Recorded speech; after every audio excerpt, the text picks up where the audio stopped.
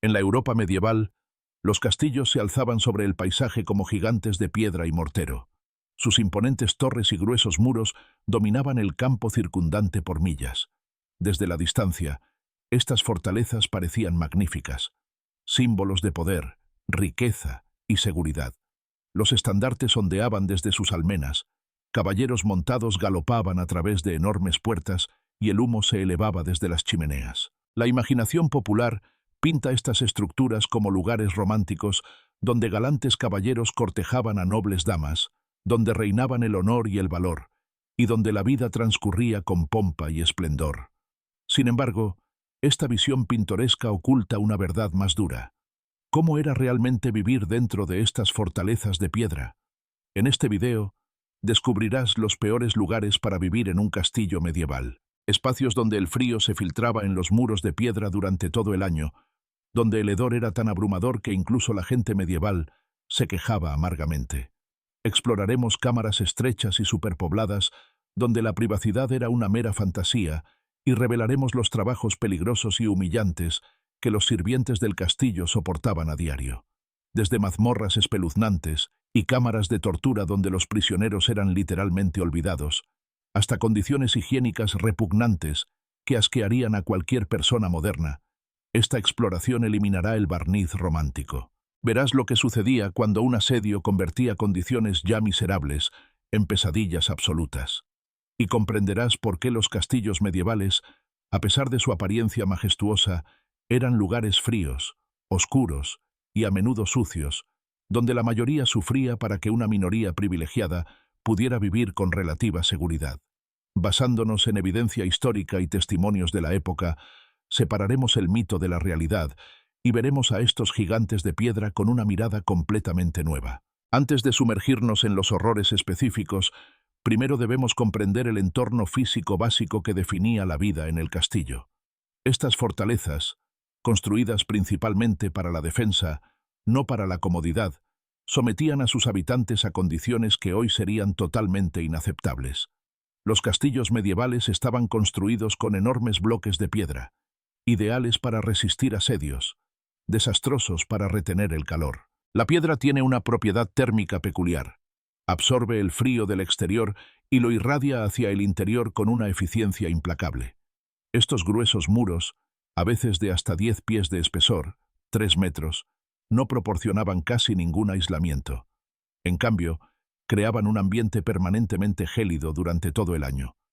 Incluso en verano, las cámaras interiores permanecían frías y húmedas.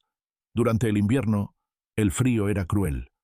La piedra literalmente succionaba el calor del aire y de los cuerpos humanos, creando un ambiente donde la orina podía congelarse en las paredes interiores y el aliento era visible incluso adentro. Las limitaciones estructurales significaban que las ventanas solo podían ser pequeñas aberturas cortadas en los muros.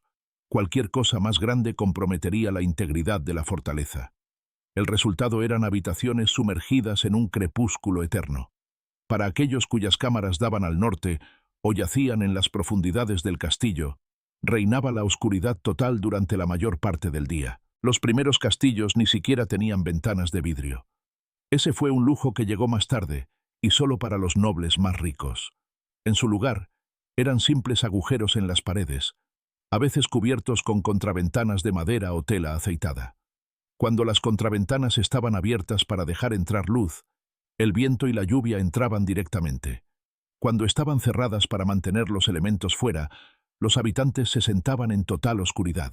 Calentar estos monstruos de piedra resultaba casi imposible. Los castillos más antiguos dependían de hogueras abiertas en el centro de las habitaciones, que producían enormes cantidades de humo y proporcionaban un calor mínimo. La mayor parte de este precioso calor simplemente escapaba por el agujero del humo, dejando la habitación helada. Las chimeneas no se inventaron hasta mediados de la Edad Media, y cuando aparecieron, resultaron ser sorprendentemente ineficientes. La mayor parte del calor subía directamente por la chimenea. Una chimenea podía calentar un área pequeña alrededor del hogar, tal vez 6 u 8 pies, pero el resto de la cámara permanecía gélido. Corrientes de aire constantes plagaban cada castillo, penetrando por innumerables grietas alrededor de puertas mal selladas, ventanas y bajando por las chimeneas. El diseño del castillo, que incluía huecos para ventilación para que pudiera escapar el humo, se convirtió en un arma de doble filo. Estos elementos, que prevenían la asfixia, también invitaban al frío penetrante a cada rincón. Los habitantes desesperados intentaban varias medidas para combatir el frío. Pesados tapices colgaban de las paredes, atrapando el aire y reduciendo las corrientes. Estos tapices, que a menudo representaban escenas de caza o imágenes religiosas, servían tanto para fines decorativos como prácticos. Los nobles podían encargar costosos tapices flamencos, mientras que los sirvientes se conformaban con cortinas de lana más simples. Los pisos estaban cubiertos de juncos, pieles de animales y alfombras para proporcionar aislamiento. En los hogares ricos, las alfombras importadas de Oriente podían calentar la cámara del señor, pero tal lujo quedaba lejos del alcance de los sirvientes comunes. Sin embargo, estas medidas resultaban lamentablemente inadecuadas contra el frío implacable. Para los sirvientes que vivían en las cámaras exteriores y en los niveles inferiores del castillo, el alivio del frío nunca llegaba. Vivían en un invierno perpetuo, sufriendo sabañones en manos y pies, enfermedades respiratorias por el aire húmedo y un dolor que calaba los huesos por no estar nunca verdaderamente calientes. La gente medieval reconocía estas condiciones como insalubres. Los médicos contemporáneos escribían sobre los peligros del aire frío y húmedo, relacionándolos con diversas enfermedades. Pero para los pobres, el conocimiento sin los medios para cambiar sus circunstancias proporcionaba un consuelo verdaderamente frío. La humedad durante todo el año, filtrándose a través de los muros de piedra y condensándose en espacios sin calefacción, conducía al crecimiento de moho, la pudrición de textiles y una serie de enfermedades respiratorias. La ropa y la ropa de cama nunca se secaban completamente durante los meses de invierno, permaneciendo permanentemente húmedas contra la piel. Los artículos de cuero se enmohecían, los muebles de madera se deformaban e hinchaban. El olor a moho competía con otros olores, creando una atmósfera opresiva. La vida en un castillo medieval significaba una incomodidad constante por el frío, y para los habitantes más pobres, esta incomodidad podía ser verdaderamente una amenaza para la vida. Los niños y los ancianos eran particularmente vulnerables, y muchos morían de enfermedades exacerbadas por la exposición crónica al frío y la humedad. Pero el frío era solo uno de los asaltos a los sentidos. Pronto revelaremos otra característica omnipresente, una que afectaba a todos, aunque en grados muy diferentes.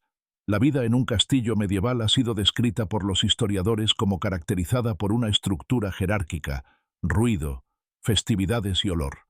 Esta última palabra merece una atención especial, porque los olores que impregnaban estas fortalezas asombrarían a cualquier visitante moderno transportado en el tiempo. Hoy damos por sentado el aire limpio. Vivimos en casas con fontanería, gestión de residuos y refrigeración. La gente medieval no tenía tales lujos. Múltiples fuentes contribuían al repugnante aroma del castillo. Primero, la humedad general inherente a los edificios de piedra creaba un nivel básico de aire mohoso y viciado. Las paredes de piedra, constantemente húmedas por la condensación y la humedad filtrada, se convertían en caldos de cultivo para hongos y bacterias. Los relatos de la época describen los castillos como lugares que a menudo olían a humedad y a cerrado. Para combatir este hedor, se esparcían hierbas y juncos secos en los pisos. Lavanda, manzanilla, pétalos de rosa, menta, salvia e hinojo se aplastaban bajo los pies. Al principio, esto ayudaba a enmascarar el olor, pero con el tiempo, la situación a menudo empeoraba. Consideremos a continuación el foso del castillo. En nuestra imaginación, aparece como un cuerpo de agua pintoresco. La realidad era mucho menos encantadora.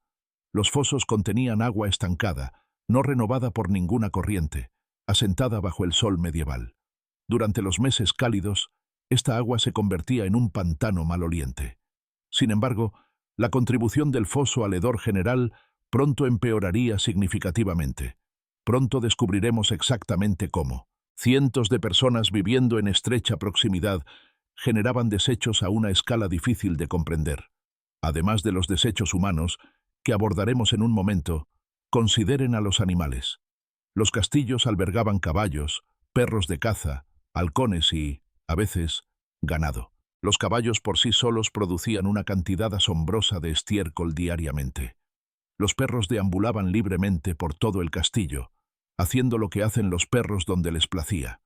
Todos estos desechos animales contribuían a un hedor constante en el patio que se intensificaba durante el clima cálido. La matanza y preparación de alimentos añadían otra capa. La carne fresca se preparaba en el lugar porque no había refrigeración. Los animales eran sacrificados en los patios o en edificios cercanos, produciendo sangre, entrañas y partes desechadas. En clima cálido, esta materia orgánica se descomponía rápidamente, atrayendo moscas y llenando el aire con un olor sofocante a descomposición. Los historiadores han identificado a los carniceros como probablemente los peores culpables de producir ciudades medievales malolientes, y los carniceros de los castillos no eran una excepción. La evidencia histórica confirma que la gente medieval se daba cuenta y se quejaba. El rey Eduardo I, escribiendo en 1332, se quejó del olor abominable que abunda en dicha ciudad de York, describiéndolo como estiércol y abono y otra inmundicia. Esto aborda un error común. Muchos asumen que la gente medieval no notaba los malos olores o no les importaban. La verdad es diferente. La gente medieval estaba, según la investigación académica, asqueada por los olores fuertes y buscaba activamente remedios. Los funcionarios de la ciudad etiquetaban los desechos biológicos como peligrosos debido a sus olores, vinculándolos tanto con la enfermedad como con la repugnancia. La diferencia entre las actitudes medievales y modernas no era si les importaba, sino sus capacidades. La gente medieval entendía que estos olores eran desagradables y potencialmente insalubres. Intentaban soluciones: esparcir hierbas, cavar fosas de letrinas lejos de las áreas habitables, instituir remedios, pero estaban limitados por su tecnología y comprensión. No tenían la fontanería, los sistemas de gestión de residuos y el conocimiento científico que tenemos nosotros. Si bien notaban el hedor y les desagradaba, podían hacer muy poco al respecto. Sin embargo, de todas las fuentes de olor en un castillo medieval, nada se comparaba con lo que estamos a punto de explorar: las instalaciones sanitarias llamadas garderobes. Estos dispositivos contribuían al repugnante olor del castillo más que cualquier otro factor individual. Las toilets de los castillos medievales se llamaban privies, o, más comúnmente, garderobes, un término que literalmente significa guardarropa. La razón de este nombre peculiar pronto se hará evidente. Lejos de cualquier instalación de baño moderna, eran dispositivos primitivos que horrorizarían a cualquiera acostumbrado a la fontanería actual. El diseño básico consistía en un simple agujero que descargaba los desechos al exterior. Por lo general, las garderobes se construían directamente en los muros del castillo, proyectándose hacia afuera sobre ménsulas, soportes de piedra que se extendían desde la superficie del muro. Los desechos caían directamente desde estas proyecciones, a menudo desde grandes alturas. El asiento del inodoro en sí era simplemente un banco de madera con un agujero cortado, colocado sobre un pozo tallado en la mampostería. No había fontanería moderna, ningún mecanismo de descarga, ningún sistema de agua. La gravedad hacía todo el trabajo. Diferentes castillos usaban diferentes soluciones para la eliminación de desechos, y todas eran igualmente repugnantes. Algunos descargaban directamente en ríos. El castillo de Chepstow en Gales tenía garderobes que desembocaban en el río Wye. Otros castillos tenían pozos de letrinas que desembocaban en el patio o en el recinto exterior, creando un rincón maloliente que se volvía cada vez más asqueroso. Otros colocaban las garderobes sobre los bordes de los acantilados. El castillo de St. Andrews en Escocia utilizó este enfoque. Los desechos caían por el acantilado al mar. El castillo de Dover usaba un pozo ciego en la base de los muros para recolectar los desechos de los inodoros de arriba. La disposición más común era que las garderobes desembocaran directamente en el foso del castillo. ¿Recuerdan esa agua estancada de la que hablamos? Ahora imaginen que sirve como la alcantarilla del castillo, recibiendo desechos humanos de docenas o cientos de personas. Los relatos de la época describen el hedor como insoportable, especialmente en verano. Visualicen los desechos cayendo desde gran altura al foso de abajo, la acumulación gradual de inmundicia en el agua estancada sin forma de limpieza. El foso se convertía literalmente en una alcantarilla abierta que rodeaba todo el castillo.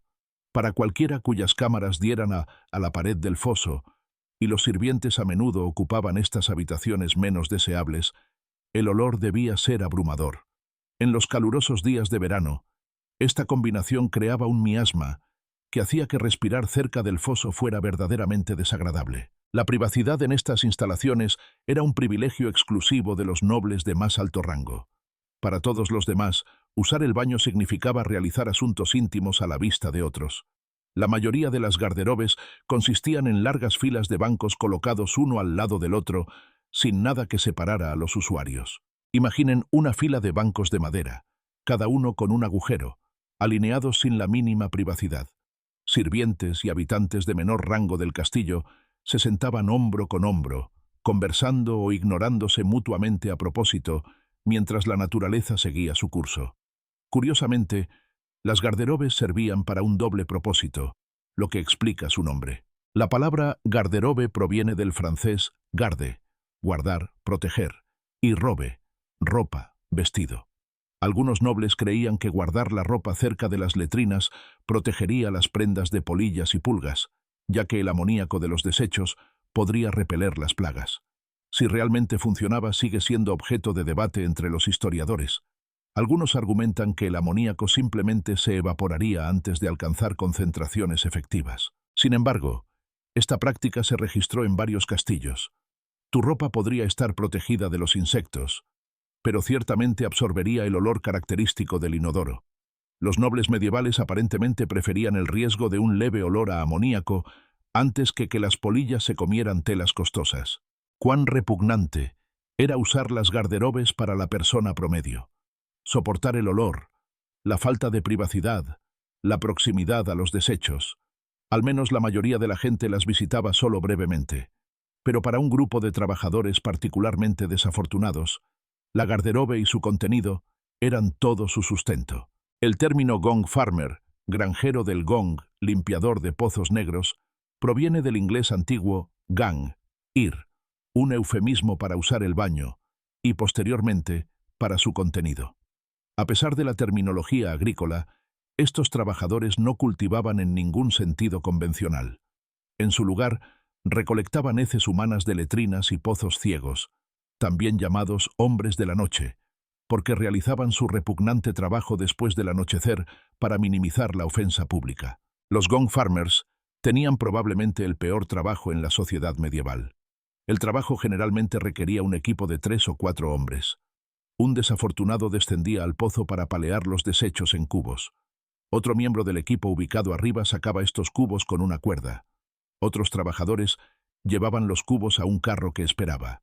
Una vez que el carro estaba lleno, su contenido se eliminaba en un pozo más grande fuera de los muros o se vendía a los agricultores como abono. Todo el proceso se llevaba a cabo de noche, tanto para evitar al público como porque muchas ciudades restringían estas actividades a las horas nocturnas. Este trabajo no solo era desagradable, era literal y verdaderamente peligroso. El ejemplo más famoso proviene de 1325, aunque algunas fuentes dicen 1326, referente a un gong farmer llamado Richard Raker. Mientras usaba su propia letrina, el piso de madera se rompió bajo su peso.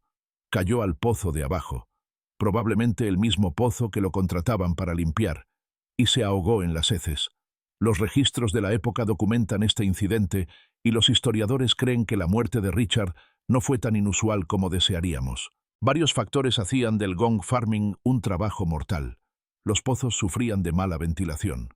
Los desechos en descomposición producen gases tóxicos, incluidos sulfuro de hidrógeno y metano, que pueden abrumar rápidamente a una persona. Un gong farmer que descendiera a un espacio cerrado lleno de estos vapores podría perder el conocimiento en un instante, luego deslizarse bajo la superficie y ahogarse. Incluso trabajando por encima de la superficie, los vapores podían representar un peligro. Cualquier corte o herida arriesgaba una infección grave. Las bacterias proliferaban en los desechos humanos y una herida abierta expuesta a este entorno podía provocar envenenamiento de la sangre o gangrena. Los gong farmers estaban plagados de enfermedades y dolencias frecuentes. El costo social igualaba los peligros físicos. A pesar de proporcionar un servicio crucial que evitaba que castillos y ciudades se ahogaran en su propia inmundicia, los gong farmers eran considerados parias sociales. El hedor de su profesión se aferraba a ellos constantemente, absorbido en su piel y ropa de una manera que ninguna cantidad de lavado podía eliminar por completo. Algunas ciudades restringían dónde podían vivir los gong farmers. La gente cruzaba la calle para evitar el contacto demasiado cercano con ellos. Esta profesión marcaba a una persona y a toda su familia. La única compensación era financiera. Los gong farmers estaban relativamente bien pagados. Ganaban salarios decentes por tonelada de excremento eliminado. Tenían que estar bien pagados. El trabajo era tan atroz que una compensación inadecuada dejaría el puesto vacante. En algunos casos, los gong farmers ganaban más que los artesanos calificados, pero ninguna cantidad de dinero podía comprar la aceptación social ni borrar el horror diario y los riesgos para la salud. Un gong farmer rico podía poseer propiedades y vivir materialmente cómodo, pero seguiría siendo un marginado, evitado y menospreciado. La existencia de los gong farmers revela mucho sobre la jerarquía de la miseria en la sociedad medieval. Este era quizás el peor trabajo disponible, pero lamentablemente, muchas otras posiciones no eran mucho mejores. Exploremos ahora dónde vivían realmente estas personas desafortunadas. Un gran castillo medieval inglés podía albergar a más de 50 miembros del personal doméstico. Esto no incluye trabajadores temporales ni soldados, solo el personal permanente necesario para mantener el castillo en funcionamiento. Cocineros, ayudantes de cocina, mozos de cuadra, carpinteros, albañiles, guardias, chambelanes e innumerables otros sirvientes necesitaban un lugar donde dormir. Pero la comodidad y la privacidad nunca se incluían en estos alojamientos. La mayoría de los sirvientes domésticos dormían en cámaras compartidas en las áreas menos deseables, sótanos y áticos. Eran habitaciones estrechas y frías, escondidas en las esquinas de los edificios, a menudo solo armarios convertidos en dormitorios. Las habitaciones pequeñas albergaban a varias personas durmiendo en simples jergones de paja o colchones. Las condiciones eran, citando descripciones de la época, menos que ideales. Algunos sirvientes dormían en las cocinas, pasillos o escaleras. Literalmente dormían junto al lugar donde trabajaban, sin separación entre el trabajo y el descanso. Los sirvientes cuyas cámaras estaban encima de las cocinas se consideraban afortunados. El calor que subía de los fuegos de cocina de abajo significaba que estas habitaciones, probablemente, eran bastante cálidas. Dado lo miserablemente fríos que eran los castillos, este calor representaba un verdadero lujo. Sin embargo, estas habitaciones más cálidas eran pequeñas y carecían totalmente de privacidad. Los peores lugares estaban en los niveles inferiores. Los sótanos y las habitaciones del subsuelo sufrían condiciones que a menudo eran húmedas, oscuras y frías durante todo el año. Ninguna calefacción llegaba a estos espacios. Ninguna ventana dejaba entrar luz o ventilación. La humedad creaba un ambiente donde prosperaban las enfermedades respiratorias. Los sirvientes que vivían en estos espacios esperaban estar enfermos con frecuencia, sufriendo de tos crónica y bronquitis. Incluso entre los sirvientes existía una estricta jerarquía. Tu posición dependía tanto de tu trabajo como de tu clase social. Aquellos nacidos en familias nobles ocupaban posiciones más prestigiosas y disfrutaban de mejores cámaras, mejor comida y mejor trato. Aquellos de las clases bajas se encontraban relegados a los peores trabajos y las peores cámaras. Los sirvientes más bajos, los que fregaban los pisos, vaciaban los orinales y acarreaban agua, tenían suerte si conseguían una manta en el suelo de piedra. La privacidad era casi inexistente para la clase sirviente. Mientras que el señor y la señora disfrutaban de cámaras privadas donde podían retirarse de la vista pública, todos los demás se veían obligados a pasar sus días y noches en compañía constante unos de otros. Cada conversación podía ser escuchada, cada acto observado. El concepto moderno de tener tiempo a solas, cerrar la puerta y estar solo simplemente, no existía para nadie por debajo del título de noble. Esta vigilancia constante creaba un inmenso estrés psicológico. Los sirvientes tenían que vigilar constantemente sus palabras, moderar siempre su comportamiento y reprimir cualquier signo de descontento o frustración. La falta de privacidad se extendía incluso a los aspectos más íntimos de la vida. Vestirse, lavarse e incluso las relaciones románticas ocurrían bajo la atenta mirada de los demás. La mayoría del personal Recibía su paga diariamente, y su empleo continuo dependía completamente del capricho del señor y de su situación financiera.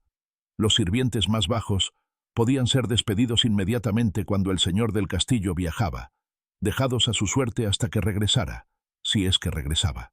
Durante períodos de dificultades financieras, los sirvientes podían permanecer meses sin cobrar. Sin embargo, se esperaba que continuaran trabajando con la esperanza de una compensación posterior. Aquellos que se iban a buscar empleo en otro lugar corrían el riesgo de ser etiquetados como perjuros. Las horas de trabajo eran brutales. Los sirvientes inferiores comenzaban a trabajar a las 5:30 am durante los meses de verano y continuaban hasta aproximadamente las 7 p.m. Una jornada laboral de 14 horas se consideraba normal. Los días libres eran raros, limitados a las principales fiestas religiosas.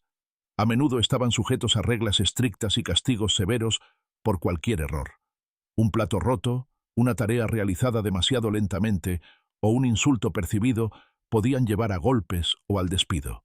Para los siervos, la clase social más baja, las condiciones eran aún peores. Los siervos estaban atados a la tierra y severamente restringidos, aunque técnicamente no eran esclavos. A diferencia de los esclavos, los siervos no podían ser comprados ni vendidos individualmente. Tenían ciertos derechos legales limitados. Podían poseer propiedades, cultivar sus propias parcelas para obtener alimentos y transmitir los derechos de uso de la tierra a sus hijos. Sin embargo, no podían mudarse, casarse o abandonar el señorío sin el permiso del señor. Eran tratados con crueldad y tenían pocos recursos legales contra las acciones de sus señores, trabajando desde el amanecer hasta el atardecer en un estado de servidumbre por deudas perpetua. El gran salón se erigía como el centro de la vida del castillo durante el día. Aquí el señor celebraba juicios, resolvía disputas, recibía visitantes y ofrecía banquetes. Pero cuando caía la noche, este espacio público se transformaba en un dormitorio comunitario masivo. Todos los que cenaban juntos dormían juntos en el mismo espacio, creando condiciones drásticamente superpobladas. En la Alta Edad Media, incluso la familia noble dormía en el gran salón. Estaban separados de los demás habitantes del castillo por nada más que una cortina. Las familias particularmente afortunadas podían tener una partición de madera permanente, pero de una forma u otra, la familia permanecía rodeada por docenas de personas más. No había lugares asignados para dormir, no había posiciones designadas en el suelo. A medida que se acercaba la noche, se convertía en una competencia. Cada hombre, mujer y niño, por su cuenta. Los sirvientes más inteligentes reclamaban lugares cerca del fuego, envolviéndose en mantas y defendiendo su territorio. Los más desafortunados tenían que lidiar con las condiciones gélidas lejos de la chimenea. Cuando el gran salón se llenaba demasiado, la gente dormía donde quiera que encontraba un lugar, en torres, sótanos, encima de mesas, bancos, dependencias, en la cocina. En situaciones realmente abarrotadas, algunos tenían que acampar completamente fuera de los muros. A pesar del hacinamiento, la mayoría prefería el gran salón a las alternativas. ¿Por qué elegir dormir en condiciones tan caóticas? Dos razones principales: seguridad y calor. El gran salón ofrecía seguridad en números y proximidad a guardias armados. Dormir en rincones remotos del castillo o fuera de sus muros te exponía a peligros reales. Robo, asalto por parte de otros sirvientes ajustando cuentas o incluso ataques de animales salvajes que ocasionalmente rompían las defensas exteriores. En el gran salón, rodeado de muchos otros, estaba relativamente a salvo. El calor era otro factor crítico. El gran salón era más cálido que prácticamente cualquier otra opción disponible para los sirvientes gracias a la enorme chimenea que ardía durante toda la noche y al calor corporal colectivo de las personas apiñadas. En el cruel frío invernal, este calor podía significar la diferencia entre la vida y la muerte. Los sirvientes que dormían en cámaras remotas o al aire libre corrían el riesgo de morir congelados. Así que, si bien el gran salón no ofrecía privacidad, y sí un ruido constante, estos beneficios superaban a los inconvenientes. Cuando tenían que decidir entre la comodidad y la supervivencia, los sirvientes medievales elegían consistentemente la supervivencia. El ruido por sí solo habría vuelto loco a cualquier persona moderna. Imagina intentar dormir con docenas de personas en la misma habitación. La cacofonía era constante y abrumadora. La gente roncaba a diferentes ritmos y volúmenes, creando una sinfonía discordante. Los enfermos tosían toda la noche, propagando sus enfermedades a quienes dormían cerca. Las conversaciones continuaban hasta bien entrada la noche. Los sirvientes chismeaban sobre los eventos del día. Los caballeros discutían asuntos militares. Los escuderos contaban historias para matar el tiempo. La gente se levantaba para hacer sus necesidades. Sus pasos resonaban en los pisos y paredes de piedra. Los perros se movían por el salón a todas horas. Los castillos siempre tenían numerosos perros utilizados para la caza, la guardia y como compañía. Estos animales se peleaban entre sí con gruñidos y ladridos, se detenían para rascarse sus pieles infestadas de pulgas o simplemente ladraban a las sombras y a las ratas. Las ratas correteaban entre los juncos del suelo. Sus rasguños y chillidos se podían oír durante los momentos más tranquilos. Su presencia era tan omnipresente que la gente apenas reaccionaba, aunque el sonido de las ratas peleando por restos de comida podía despertar incluso a los que dormían profundamente. Los guardias cambiaban de turno durante toda la noche. Sus armaduras tintineantes y botas pisando fuerte eran intencionalmente ruidosas para demostrar vigilancia. El cambio de guardia ocurría cada pocas horas. Cada transición estaba marcada por breves conversaciones mientras los guardias salientes informaban a sus reemplazos. Todo el espacio bullía de actividad, subiendo y bajando, pero nunca estaba verdaderamente en silencio, lo que hacía casi imposible un sueño profundo y reparador para cualquiera. Solo el señor y su familia inmediata disfrutaban de verdadera privacidad gracias al solar, una cámara privada donde podían retirarse del ruido y el bullicio del gran salón. Esta habitación, generalmente ubicada en un piso superior y accesible por una escalera privada, representaba el lujo supremo, la soledad. Mientras los sirvientes luchaban por espacio en el suelo del salón de abajo, mientras los nobles menores se conformaban con alcobas con cortinas en el mejor de los casos, el señor y la señora podían cerrar la puerta y disfrutar del silencio y la verdadera privacidad. La vida en un castillo medieval estaba definida por una desigualdad de clase extrema, y en ninguna parte era esto más evidente que en quién dormía dónde y bajo qué condiciones. Las cocinas medievales eran quizás el lugar de trabajo más peligroso en cualquier castillo. El principal peligro era el fuego. Cocinar requería llamas abiertas, y en una era de construcciones de madera y capacidades limitadas de extinción de incendios, los incendios que destruían ciudades enteras ocurrían con frecuencia. Durante la Alta Edad Media, las cocinas a menudo se construían principalmente de madera y se ubicaban junto a los espacios habitables, un desastre esperando a suceder. Debido a estos peligros de incendio, los constructores de castillos finalmente comenzaron a trasladar las cocinas a edificios separados o a asegurarse de que un grueso muro de piedra separara la cocina del gran salón y otras cámaras. La lógica era la contención. Si estallaba un incendio, se limitaría a la cocina. Las cocinas de piedra con chimeneas centrales construidas con techos altos abovedados se convirtieron en el estándar en la construcción medieval posterior. Estos gruesos muros de piedra actuaban como escudos contra el calor intenso y las llamas. A pesar de estas medidas, las condiciones de trabajo en las cocinas seguían siendo brutales. Las cocinas medievales europeas han sido descritas como lugares oscuros, llenos de humo y hollín, lo que les valió el apodo de cocinas de humo. La cocción se realizaba sobre llamas abiertas y, a pesar de los esfuerzos de ventilación, el humo flotaba constantemente en el aire. Los techos altos abovedados y los conductos de ventilación estaban diseñados para permitir que el humo y el calor escaparan, pero este sistema nunca fue suficiente. Los trabajadores pasaban turnos enteros respirando humo, lo que conducía a problemas respiratorios crónicos. El calor en las cocinas medievales alcanzaba niveles peligrosos. Las chimeneas masivas albergaban asadores para asar animales enteros. Múltiples hornos de cocción funcionaban simultáneamente. Enormes calderos colgaban sobre el fuego, hirviendo guisos y sopas durante horas.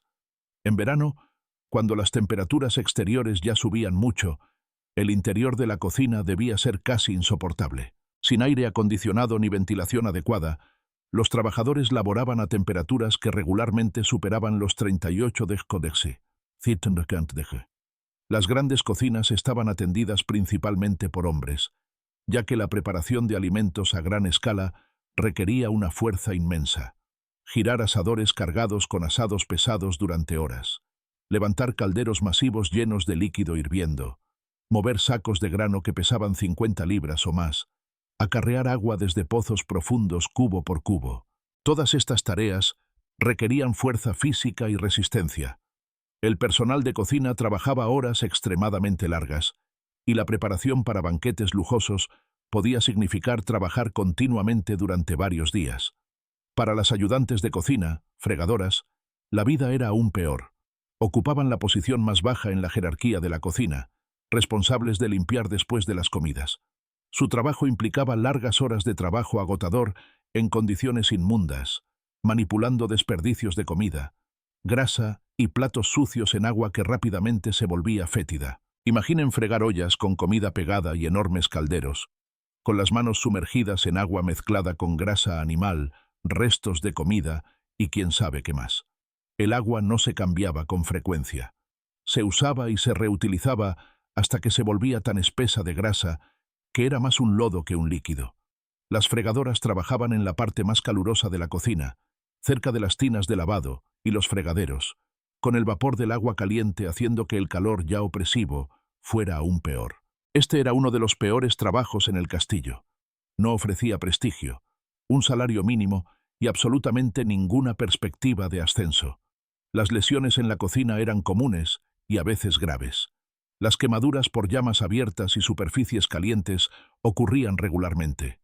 Momentos de falta de atención al alcanzar sobre un fuego, tocar accidentalmente el costado de un horno o ser salpicado por líquido hirviendo podían causar lesiones graves. Las escaldaduras por vapor de las ollas de agua hirviendo causaban ampollas dolorosas que a menudo se infectaban.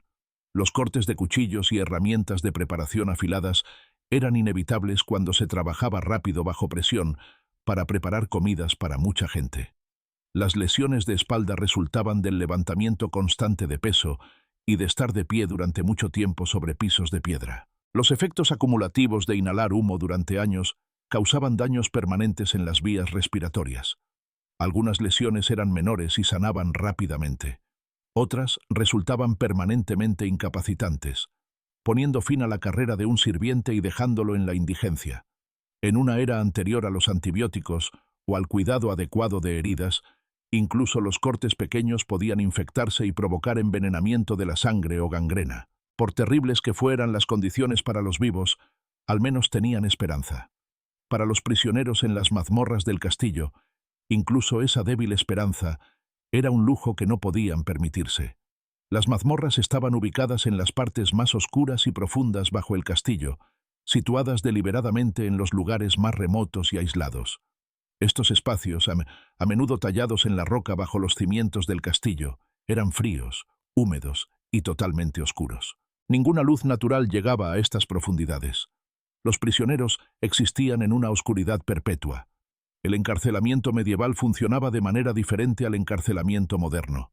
Las prisiones en sí no eran un castigo, sino solo instalaciones de detención hasta el juicio o el rescate.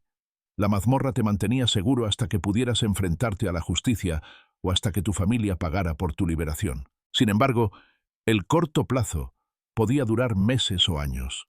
Dadas las condiciones atroces, muchos prisioneros morían antes de llegar a juicio.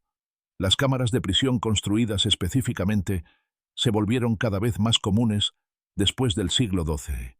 Los informes contemporáneos describen las condiciones generales en la mazmorra como lamentables, oscuras, húmedas, frías durante todo el año, sin calefacción y sin higiene más allá de un cubo. A los prisioneros se les proporcionaba comida y agua mínimas.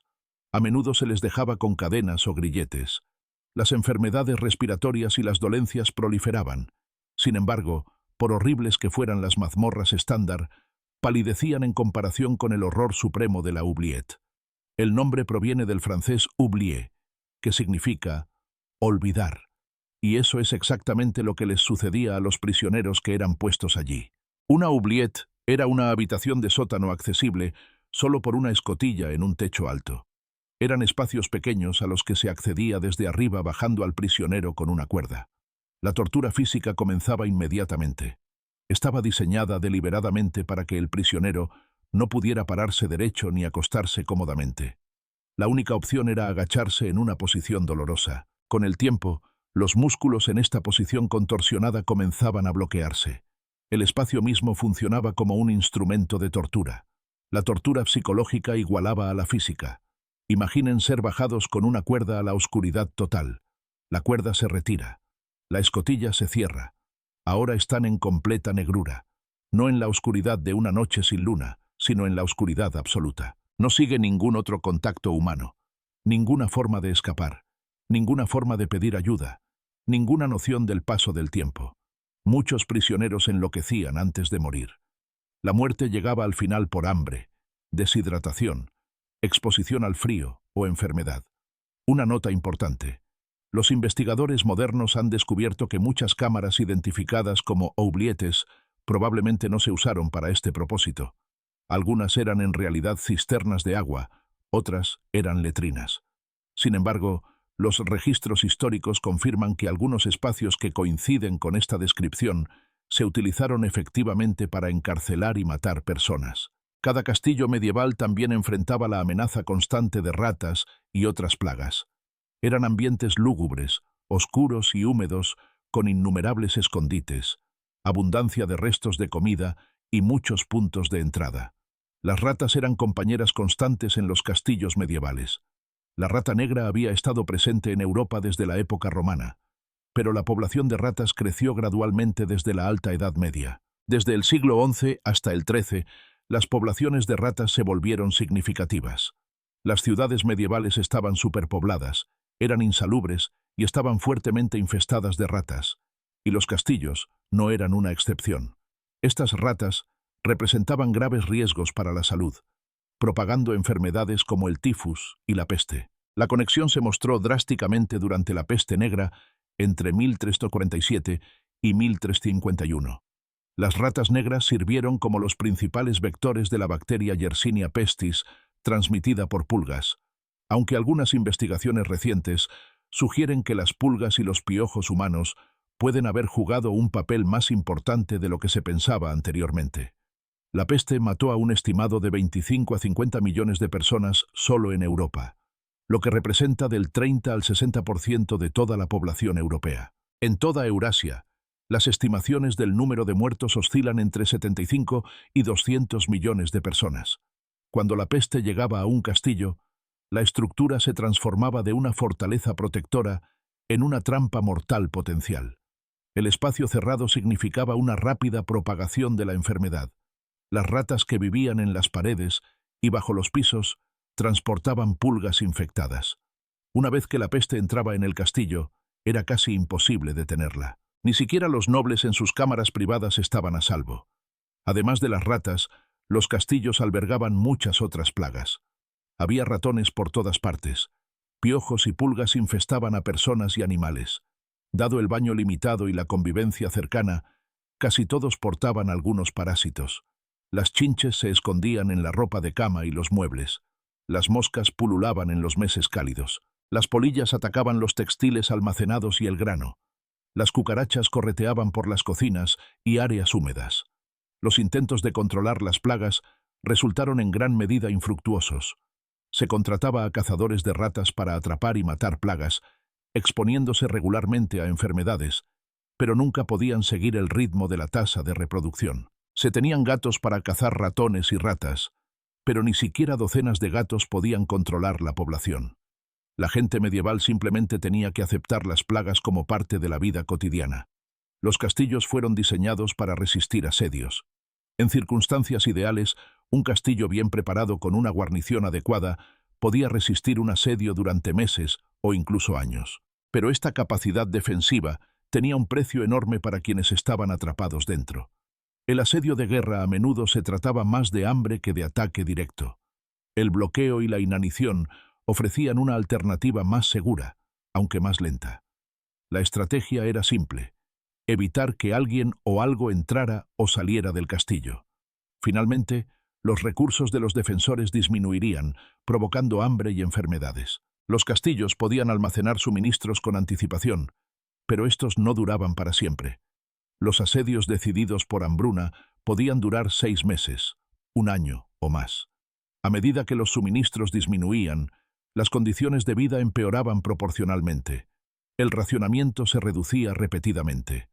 La distribución de alimentos durante un asedio seguía una estricta jerarquía. El señor y sus guerreros tenían prioridad. Necesitaban fuerza para defender el castillo. Los sirvientes y el personal no esencial recibían lo que sobraba, que a menudo significaba muy poco. Los informes históricos describen a sirvientes obligados a comer ratas, perros, gatos y cinturones de cuero para sobrevivir. A medida que la carne y las verduras frescas disminuían, la salud se deterioraba dramáticamente. Sin una nutrición adecuada, el sistema inmunológico se debilitaba. Las heridas abiertas no sanaban. Los hombres estaban demasiado agotados para luchar. Las enfermedades respiratorias se propagaban rápidamente y el número de enfermos y muertos aumentaba constantemente. Cuando la comida alcanzaba niveles críticamente bajos, se tomaban decisiones desesperadas. Los informes históricos describen a los débiles y enfermos siendo enviados fuera de las puertas del castillo a merced del adversario. A veces el enemigo les permitía pasar. Otras veces, el enemigo se negaba o simplemente los mataba. La comida no era el único recurso agotado. El combustible para mantener el fuego también era limitado. Una vez agotado, el castillo se convertía en un lugar frío y húmedo para vivir. Sin fuego, se volvía casi inhabitable. En los asedios de invierno, el frío mataba tan seguramente como el hambre. El ejército sitiador a veces usaba armas biológicas, aunque era una práctica más rara que común. En algunos casos documentados, cadáveres humanos y animales enfermos eran cargados en máquinas de asedio y arrojados sobre los muros del castillo. También se usaban a veces heces y montones de estiércol como proyectiles. El ejemplo más famoso ocurrió durante el asedio de Cafa en 1346. El objetivo era propagar la peste y la infección entre los defensores, aunque la eficacia de tales tácticas sigue siendo objeto de debate. La barbacana o puerta fortificada era tanto la parte más fuerte del castillo como la posición más peligrosa para los defensores. Como entrada principal, representaba un objetivo obvio para los atacantes. Los guardias estacionados allí sabían que cuando llegara un ataque, enfrentarían lo peor de la lucha. Las puertas a menudo albergaban espacios habitables para los guardias y el condestable, la persona responsable de la defensa del castillo. Esto aseguraba una presencia constante en la entrada del castillo, pero significaba que los guardias vivían esencialmente en sus puestos sin una separación real entre el trabajo y la vida. Una característica defensiva clave eran los agujeros asesinos, murder holes. Eran aberturas en los techos de los pasajes de la puerta ubicadas directamente sobre el lugar por donde pasarían los atacantes. Los defensores podían arrojar piedras, arena caliente, cal u otros materiales mortales sobre los intrusos atrapados debajo. A pesar de la creencia popular, el aceite hirviendo se usaba raramente, si es que se usaba. El aceite era demasiado caro y valioso para desperdiciarlo como arma en la Edad Media. El sistema de rastrillos creaba otra trampa mortal. Esta enorme puerta de hierro estaba suspendida sobre poleas y un torno. Muchas puertas tenían dos rastrillos, creando una zona de muerte entre ellos. La táctica: permitir que los soldados enemigos entraran, luego bajar primero el rastrillo interior, atrapándolos. Una vez que hubiera suficientes atrapados, bajar también el rastrillo exterior. Ahora, los atacantes estaban completamente contenidos y se activaban los agujeros asesinos. Además de la puerta, las torretas y torres del castillo requerían vigilancia constante por parte de los centinelas. Estos guardias eran responsables de patrullar, especialmente de noche, y alertar al comandante si se avistaban atacantes. La guardia nocturna era particularmente brutal. Los centinelas permanecían expuestos al viento, la lluvia, la nieve y el granizo durante horas. Muchas posiciones no ofrecían ningún refugio. El frío podía ser intenso y el agotamiento dificultaba la vigilancia. Sin embargo, quedarse dormido en la guardia podía significar la ejecución. Aquellos en posiciones defensivas combinaban lo peor de la vida en el castillo: peligro constante, condiciones duras, poca comodidad y el conocimiento de que una muerte violenta podía llegar en cualquier momento. Los mozos de cuadra tenían la responsabilidad de todo el cuidado de los caballos: limpiar los establos, alimentar y dar agua a los caballos, ejercitarlos y cepillarlos. También tenían que cuidar los caballos de los invitados y los invitados podían ser frecuentes y numerosos. Esto hacía que el trabajo fuera físicamente exigente e interminable, independientemente del clima. Muchos mozos de cuadra vivían directamente en los establos o encima de ellos, en cámaras creadas en los graneros. Dormir donde dormían los caballos significaba una exposición constante al olor de los animales y el estiércol, al ruido de los caballos a todas horas y a las omnipresentes moscas. Curiosamente, la calidad de los establos era a veces mejor que la de otros edificios agrícolas, porque mantener a los caballos en óptimas condiciones era vital para el hogar. Un caballo de guerra sano podía costar más que el salario de un año. La comodidad de los caballos a menudo se priorizaba sobre la comodidad de los trabajadores humanos. Las tareas diarias del establo eran agotadoras. Barrer los establos y eliminar los desechos animales tenía que hacerse todos los días. Acarrear agua para docenas de caballos, cargar pesados sacos de alimento, mantener el equipo. Todo esto recaía sobre los mozos de cuadra. Si un caballo valioso se lesionaba o enfermaba, a menudo se culpaba al mozo, lo que podía llevar a golpes o al despido. Las ayudantes de cocina ocupaban uno de los lugares más bajos en toda la jerarquía del castillo. Limpiaban después de las comidas, lidiaban con desperdicios de comida, grasa y agua sucia en condiciones inmundas. Horas de trabajo agotador dejaban las manos ásperas y agrietadas. El ambiente de trabajo era caluroso por los fuegos de cocina cercanos, y las ayudantes a menudo estaban hasta los tobillos en agua y desechos. Los cazadores de ratas enfrentaban la tarea imposible de controlar las poblaciones de plagas. Expuestos regularmente a enfermedades, manipulaban ratas muertas, colocaban trampas en las áreas más sucias y se arrastraban a espacios reducidos bajo los pisos o dentro de las paredes. Las mordeduras de rata podían transmitir enfermedades graves y las mordeduras a menudo se infectaban. El verdugo del castillo ejecutaba castigos capitales y torturas, un trabajo que tenía un grave impacto psicológico. A pesar de la necesidad de su papel, estos hombres eran rechazados por la sociedad.